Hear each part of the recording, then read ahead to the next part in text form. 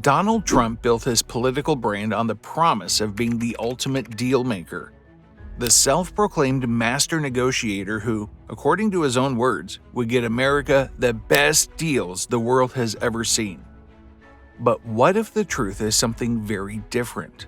What if, instead of outmaneuvering opponents, Trump is simply performing a spectacle of threats and tariffs only to accept what was already on the table and call it a victory? We've seen this pattern emerge time and time again. First, it was Mexico and Canada. Trump announced sweeping tariffs, claiming they were necessary to combat illegal immigration and drug trafficking. The world braced for economic fallout, and then, like clockwork, the deal came. Mexico and Canada made vague promises to increase border security and crack down on drug smuggling. Promises that experts point out were largely actions they were already taking. And just like that, Trump declared victory, postponed the tariffs, and called it a win. But was it? Truly historic news. Critics argue that these so-called negotiations amount to little more than political theater, that Trump throws out bombastic threats, watches as his counterparts simply reaffirm their existing commitments, and then retreats, proclaiming himself the winner. This pattern has now surfaced again, this time with Ukraine. In 2024, before Trump took office, the U.S. had already secured agreements to support Ukraine with military aid, reinforcing their fight against Russian aggression. This was an arrangement that had strong bipartisan backing, based on national security interests and international alliances. Fast forward to 2025, and suddenly, Trump is back to his usual script. Threats. A grand announcement about a supposed new deal with Ukraine. And what does this deal include? Almost exactly what had already been secured before he stepped into office. Again, a deal maker who makes no deals at all, just declarations of victory over agreements that were already in place.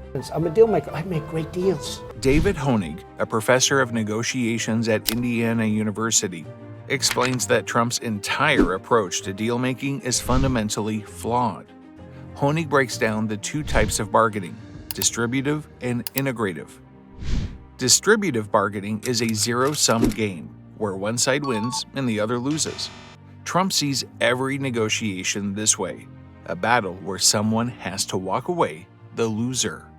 But in the world of international relations, this kind of thinking is disastrous. Other world leaders, whether in Canada, Mexico, Ukraine, or China, understand the art of integrative bargaining. This is a long game, a complex give and take where multiple interests are at play.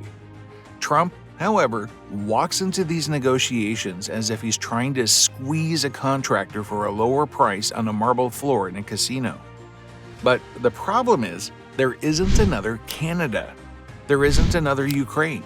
And there isn't another global order that the US can simply walk away from. But what happens when other nations recognize Trump's tactics? When they understand that his threats are hollow, his bargaining positions weaken, and his big wins are nothing more than a recycled status quo? We've already seen the consequences. When Trump imposed tariffs on China, he saw it as a simple game. Either China buys American soybeans, or they don't. But China, playing by the rules of integrative bargaining, simply shifted its purchases elsewhere, to Russia, to Argentina, to Brazil. Not only did this move fail to pressure China, but it strengthened America's rivals. So, what does this mean for America? What does it mean when a president negotiates in a way that the rest of the world sees coming a mile away? It means that while Trump boasts about his historic victories, the reality is far different. It means that our allies, our trade partners, and even our adversaries have learned to play him like a fiddle. And in the end, America is left with the illusion of a great deal, with nothing to show for it but a few recycled promises and a lot of wasted time. The question isn't whether Trump is making deals. The question is, who's actually winning?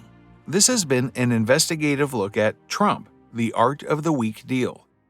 Thank you for listening, and as always, stay informed.